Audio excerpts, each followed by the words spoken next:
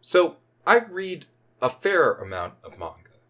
Not as much as those manga buffs, that are constantly shunning the anime adaptations, but I do read more than most people, at least more than most people I know. The problem with manga is that as much as I'd like to talk about it, I generally try and refrain from talking about incomplete works, and manga runs for a really long time. So a lot of the manga I'm currently really deep into are still going. But today, I'm going to take this opportunity to talk about my top 5 current and my top 5 complete manga. Also, to make this video a bit more interesting, I'm going to mostly be excluding works that I've talked about that have an anime adaptation. And I've talked about the adaptation, so that counts out Chihaya Furu and Akatsuki no Yona, because even though I'm up to date with the manga on them, and the manga's still great, I pretty much like it for a lot of the same reasons I already talked about with relation to the anime. So I don't think there's too much different to say with the anime versus the manga in those cases. But other than that, let's get right into it with my number 5 in my complete manga. And that is Koe no Katachi, or A Silent Voice. This manga is pretty good. I read this before the movie came out, before I think I even knew the movie was gonna happen, because it had already built up a pretty solid reputation as a great manga that presents a really compelling story about this boy and this girl with heavy emphasis on drama. Now, I do really like this manga, and it's weird for me with Koe no Katachi because I feel like I love so much of it, but then there's also the little aspects that just annoy me. Some of the ways that the characters are handled, I don't care for, and ultimately that sort of sticks to my mind, but it's still my number 5. It's still great. The characters are great.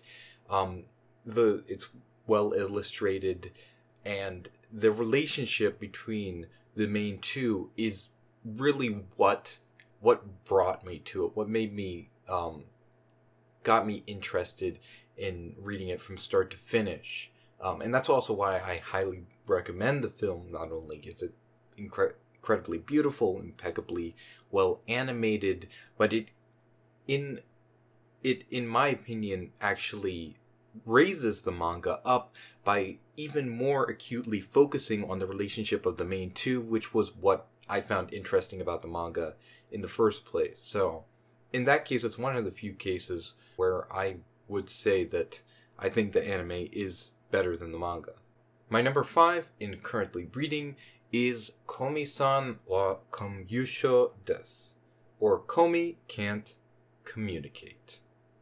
This is just a really sweet, nice story. The general premise is that Komi-san struggles with communicating with others, and mostly does so through her notebook by writing on her notebook. She can speak, and she does speak occasionally, but because of her social anxiety, she generally struggles to do so.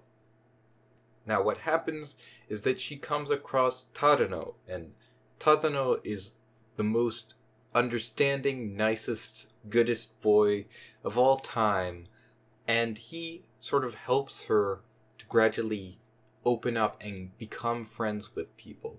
Because the issue with Komi is that she's quiet and she has the social anxiety, but she's perceived as someone who's just dignified and is like the class goddess. Everyone looks up to her, but looks up to her from a distance. There's no one who's willing to get close to her because of this perception of her.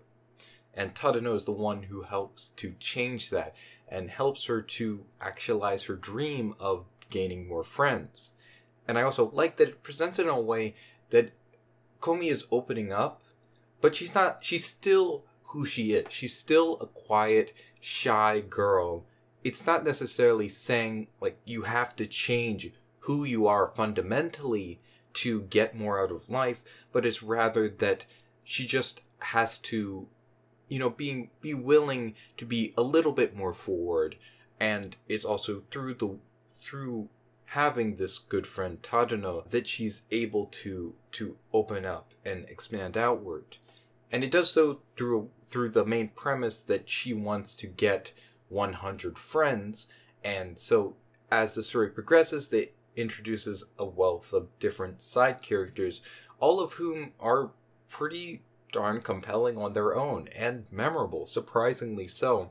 With how many different cast members the manga constantly throws at you, it's pretty impressive how much so they all manage to stick in your mind. Usually, you remember the main cast, and then it's a struggle to remember any of the other characters at all, like anything about them besides like their basic role. Whereas this, it does so not only by integrating them into the world really well, having all these different classmates in the class seem like their own individual people and then developing them as such, but also devoting whole chapters to, exploring the angles of these different characters, so that now when we see that random side character B walking through the hall, we're like, oh yeah, I remember that person has a very specific, character trait or like relationship with the other characters that we know a little better. And I really like it for that, alongside the fact that the art is really, really, really great. It's just so clean and crisp and beautiful and delicious, and Komi-san is the cutest thing. It's pretty darn great. I would definitely recommend it. There's a reason that it is like one of the most popular manga, or at least the most memed manga that I've seen lately. So number 4 on complete is Bokura wa Minna Kawaiso. This is a manga that does have an anime adaptation, but I have to include it because the manga is so much better. I really, really love this manga to the degree that it seems kind of weird for what it is. It's a very straightforward romance comedy series based on, again, another quiet character. In case you didn't tell, I like the silent types. What can I say? I'm a fan. And in this story, our main character, he comes to the Kawaii complex and he's able to get a room for pretty cheap while he's going to school because he wants to get out of his parents' house and, experience his life to the fullest. And there he meets the silent girl Kawaii, who's always got her nose in a book. In this case, it's a little bit different because Kawaii isn't really trying to open up to others. With Komi-san, she genuinely wants to engage with others more, but it's her anxiety and nervousness that prevents her. Kawaii is just a naturally introverted person, and it's more that she's just enjoys spending her time reading rather than going out and about clubbing and doing karaoke and what have you. However, as the series progresses, they gradually get closer together. From the very start of the series, Usa is the one who is very clearly interested in Kawaii. He sees her earlier and is immediately stunned by her good looks, and then as the series progresses, he more and more so wants to get closer to her and get in a relationship with her, but also understands that there's this divide between him and her. Yet, we get little tidbits here and there that Kawaii isn't as disinterested in Usa as it might seem, and gradually he starts to get her to show the other sides of her personality. And I really like how they come to meet each other. He starts showing genuine interest in her interests, and she in turn shows interest in his. Like, she starts taking an interest in video games that he's so into, and he takes an interest in books. And you get this sense of them learning more about each other in a way that's really natural and convincing that they have a relationship that will last, that will keep on that will keep on building well after the story is finished, like in your mind, obviously, since it's a fictional story and all. So there's that angle. Also, it's funny. It's just really funny. This manga made me laugh a lot, and it helps that, and this is one of the things that I think makes it better than the anime, is that there's a lot of little side gags, side comments, subtext, little, extra lines of information and stuff. Like, as pretty as the manga is and visually compelling it is, there's also a ton of text everywhere. There's lots of tiny little jabs, lots of puns that you kind of need the translator's notes to get. Just, there's so much happening with the humor all at once. It's really fast-paced, and there's a lot of different angles that sort of freneticness doesn't really get captured when you can't have, the little extra, text bubbles and stuff. Which I think they, if I remember correctly, they do to an extent in the anime, but it's not nearly as much as it is in the manga. But overall, it's just a really delightful, cute story that I enjoyed reading from start to finish. I just love it. It's funny and cute, and it's also really nice looking. It's got all sorts of really good uses of lighting, and just oftentimes they'll have at the beginning of volumes and stuff these big color spreads that just they hits me right here. So read it. It's good. So number 4 on my reading list is Kaguya-sama wa Kokurasetai, or Kaguya-sama Love is War, as it's being published under.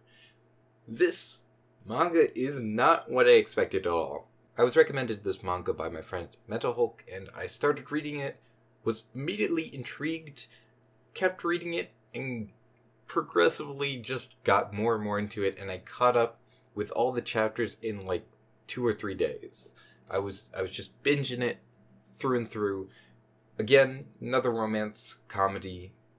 You'll notice with manga, I like romance comedies. It's really nice and light, and it's well suited to the way that I consume manga, which is, it's kind of bingey, usually when I'm looking for something more comforting and lax. Not always, as you'll see with my other entries, but that's a lot of when I'm in the mood to read a manga, that's oftentimes the type of story that I'm looking for. And with Kaguya-sama, it sets itself up as something else, but then gradually shifts gears in a way that's really natural, but then when you look back on it, you're like, whoa, we were so different before.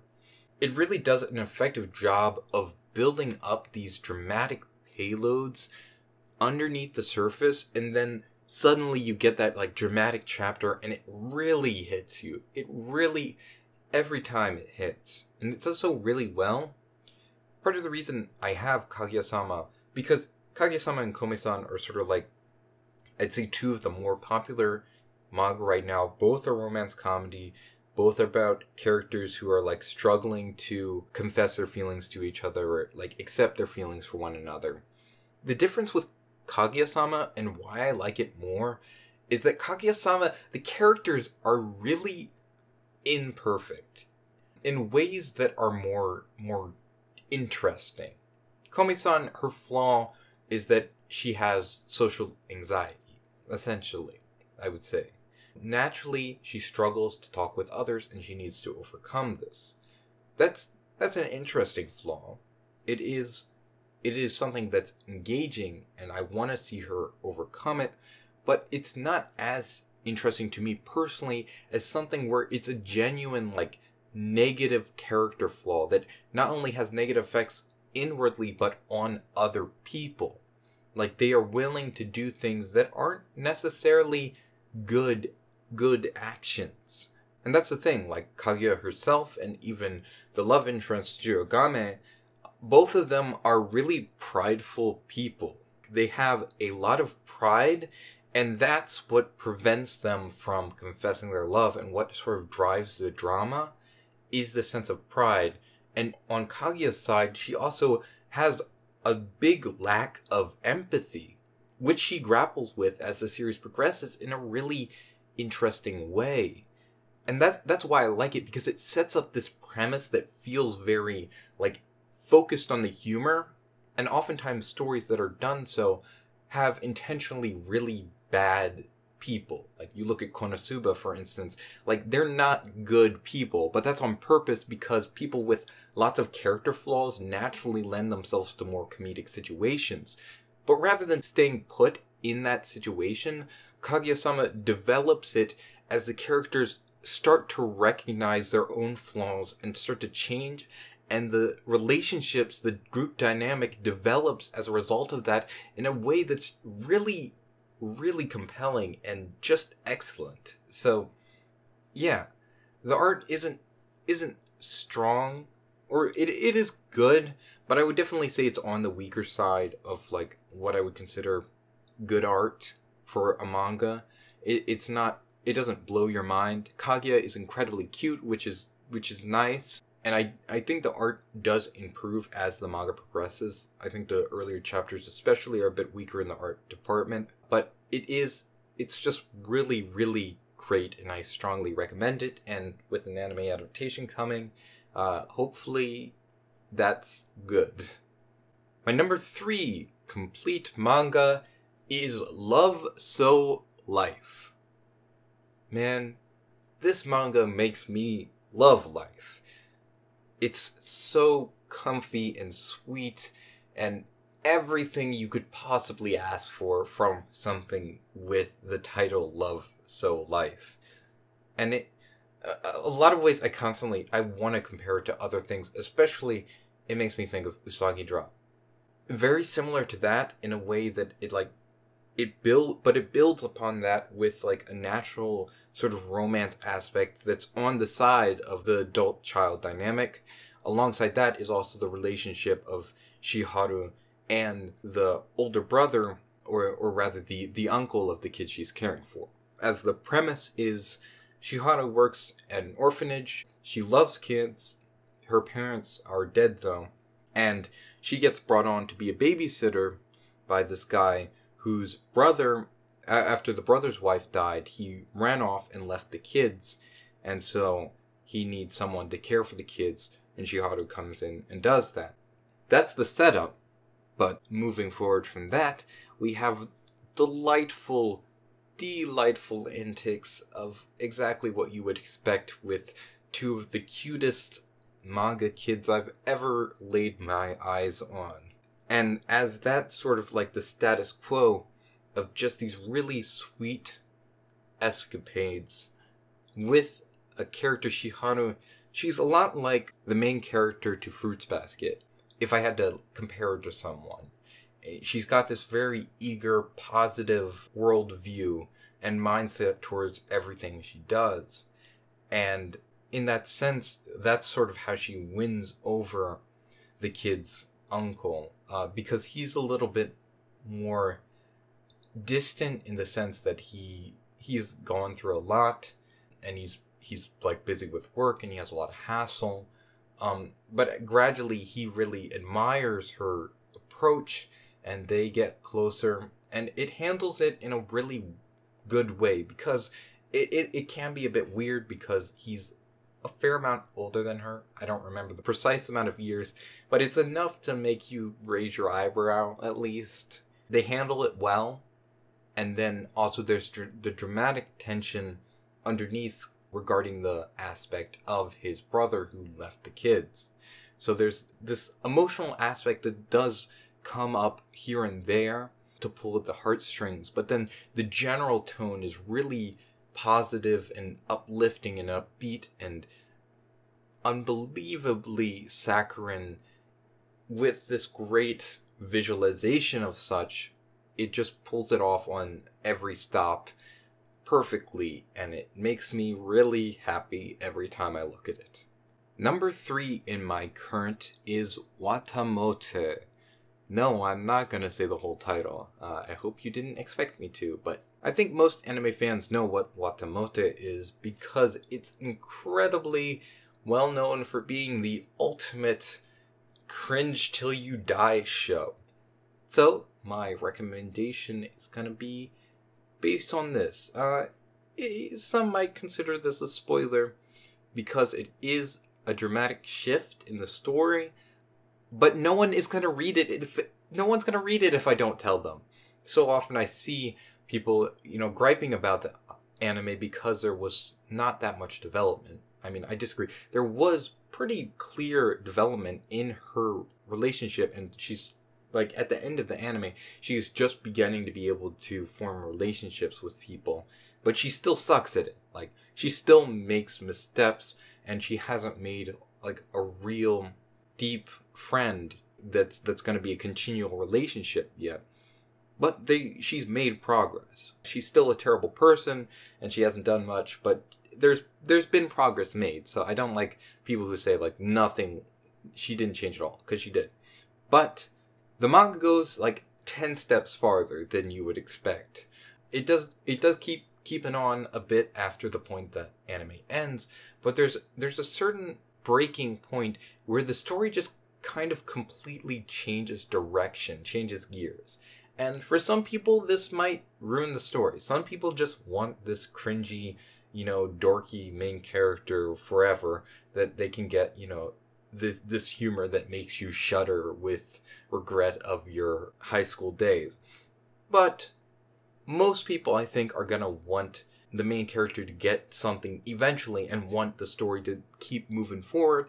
And that's what happens, because it turns into like a Yuri harem. Suddenly, as it develops, she gets a broad swath of friends, and it's so much different. It's really, really weird. But yes, our main character starts forming relationships with these different people, starts making friends, and there's a genuine factor of people, of her friends, like really vying for her attention and really care. And it's really interesting to see the perspective, because our main character is someone who has grown a lot over the course of these chapters and has had these sort of like bad experiences in the past, but now is not really a different person as they are a more knowledgeable person. They understand like how to act in social situations to come across as normal and to do the right thing. And there's certain points where there's this sense of self-awareness that she has that's really, really compelling. Like one particular panel I recall, Tomoki's, she's like there with her friends, and she's like, wow, I really am a normie now. Like, just lines like that really sell it for me, especially because she meets a character by the name of Yuri, who is a lot like what she used to be. So seeing Kuroki's perspective on a person like this, because she recognizes that Yuri is very much in a similar state. She's not as like overtly cringy as Kuroki ever was, because she definitely seems less interested in getting the acceptance of other people, but in her sort of inability to interact and uncomfortability with social situations and general very sort of cynical view of the world around her. It's very similar to what Tomoko had prior. It really hits home, like, this is how different our character is, but also how much the same she is, and how she can sort of relate and talk to Yuri. It's a really interesting development, and one that I think makes checking out the manga definitely worthwhile, especially for those of you who really wanted to see more development in the character. Well, it happened, so check it out. My number 2 completed anime is Good Night Fun Fun. Yes, this is a pretty famous one, and for good reason.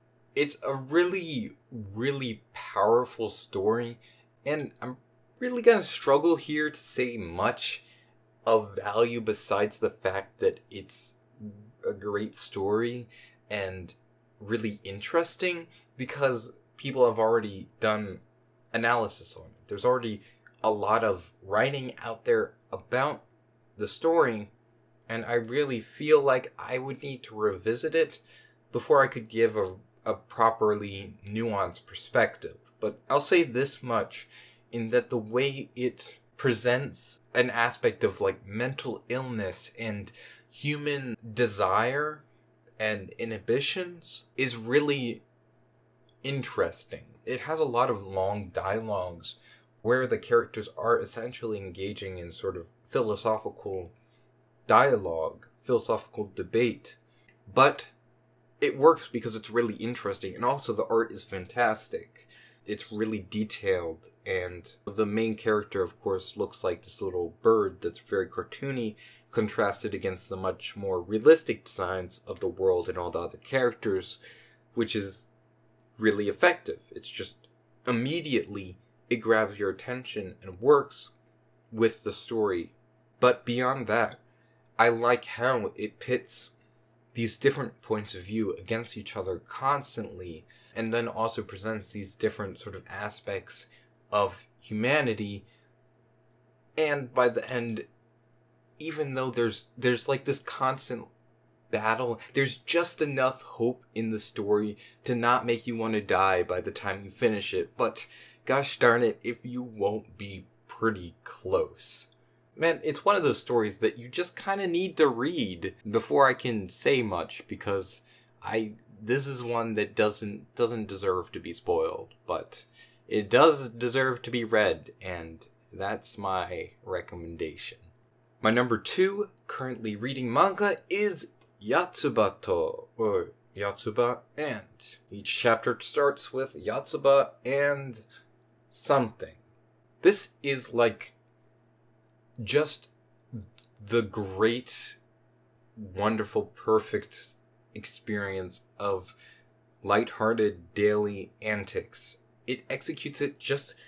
everything about the execution is perfect. The comedic timing, the just choice of how it executes its comedy between the characters, and the delightful art.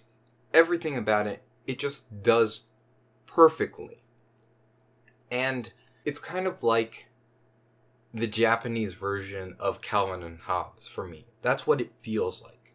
There's so much charm and heart. It's so clever and funny and witty, yet while also being able to get it at like a more mature sensibility without getting weighed down in the sort of brooding adultness of things. It always has this sense of levity and cheerful, chipper upbeatness, even when it touches on, slightly more adult subjects in passing, usually. But it never loses step. And even there's situations where it's not even funny, it's just so pleasant. Like, it's not trying to be funny, it's just trying to create the sensation of the lovely dynamic between these characters, this sort of loving, cozy atmosphere that it builds really effectively. So my camera died while I was in the middle of my spiel, but basically Yatsuba takes it back to the basics, but in all the right ways. It just executes everything perfectly. It's a masterclass in how to have a great, compelling slice of life series, and I love everything about it. It's that time. My number 1 complete manga is, drumroll, Monster. Monster is just a really strong story with a really interesting message. Essentially, it's based the entirety of this epic narrative that sprawls all across different places and people is centered on this one core theme or idea. That is that by saving this child, he ultimately, the doctor, was it right for him to save this life because it's resulted in so many other people dying? And it's this constant sort of moral conflict that lies at the heart of everything else that goes on in the story. And the way it ties it up at the end is in a way that is really satisfying in how it brings all the different pieces together, but then it also leaves just enough open that it's a bit chilling.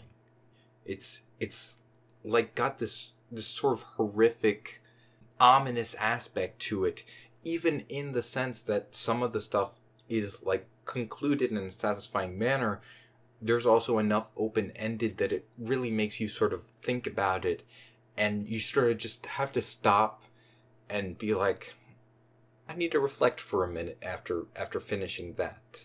And of course it's got a really dark tone to it, as is expected of a story of this nature. But throughout it all, I just find what was so compelling about it is the way the story is paced. It's constantly got these different like changes happening and different revelations and misleading turns, and as you learn more and more about the story that's like unfolding and unraveling before you, it's really, really easy to binge because of that, because you just want to see what happens next. You just I couldn't stop reading because it's like, I have to know what happens. I have to know how it wraps up. And then with all the different twists and turns it pulls, again, it's one of those series that's kind of hard to talk without spoiling things or getting into a more nuanced, deep discussion of its themes and all. But I just have to say, it was excellent. I loved every minute of the experience.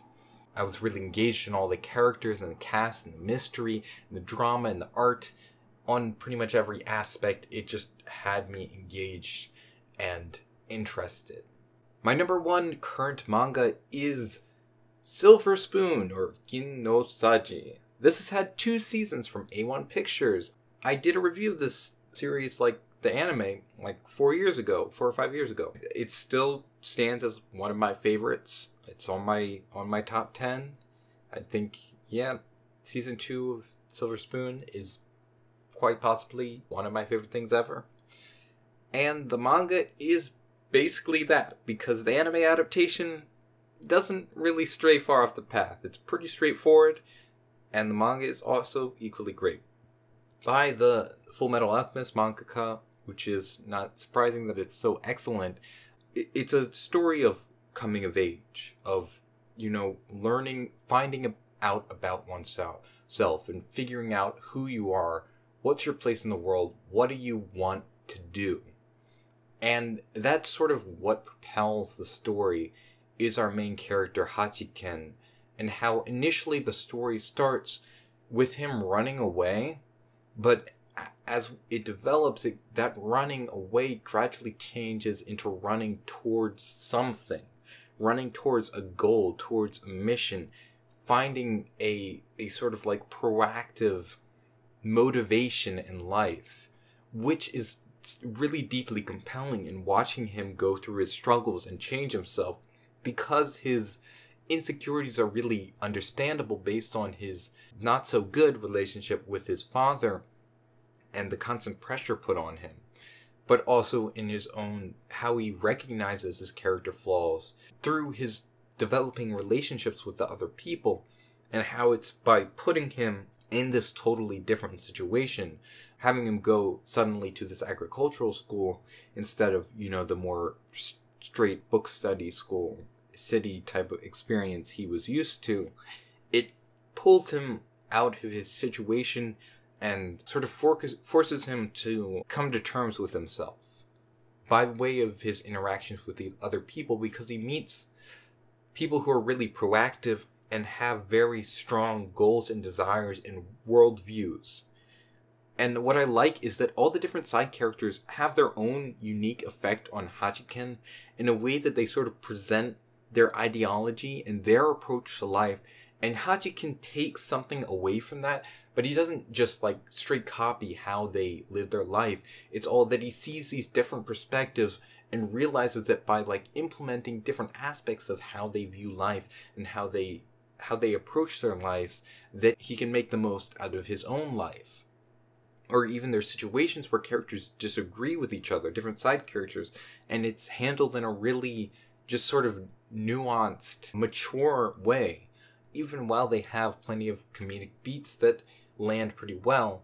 And even though it's not like a gut-bustingly funny manga, most of the comedy works in the sense that it feels very much like a natural creation of the characters engaging with one another. And even though it's heightened because of the sort of fictional playing field we have. Like all the gags and jokes are obviously going to be exaggerated far beyond what you would see in real life.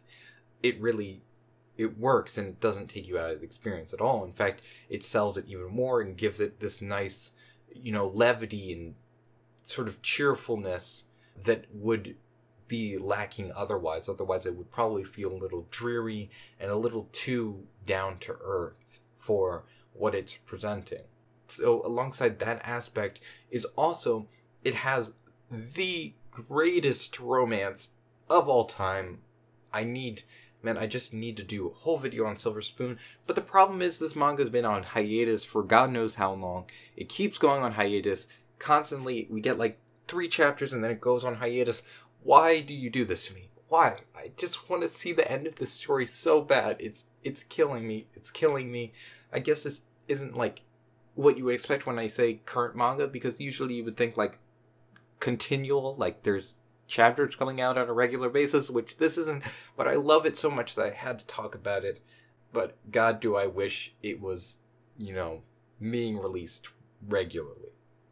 Well, other than that, I think I've said my piece. I think I've talked for too long and probably repeated myself plenty. Also, I recognize that there's probably a lot of great manga out there that are lacking from my list because I don't read that much manga. I struggle already to keep up with all the ones I'm currently up to date with, and then also when I see some of the chapter lengths of the highly recommended manga, well, it can be a bit daunting, especially when I usually go to it for more upbeat, like rom-com, lighthearted stuff, and I do want to read the more grim, darker things that I recognize are probably fantastic. I know one of these days I'm going to have to read Berserk. That's got to happen. And I'm in the process of reading Pluto currently, which I've heard a lot of good things about and I like a lot so far. But it's just going to take me some time. So maybe another day down the line, I'll do another video in this nature, or just maybe a straight manga-focused video. I would definitely like to do one of those. It's just sort of the editing aspect is kind of daunting. But with that said and done, thanks for watching. You can support me on Patreon at patreon.com/KoReviews. Special thank you to my patron Talon, as always, and I'll see you tomorrow.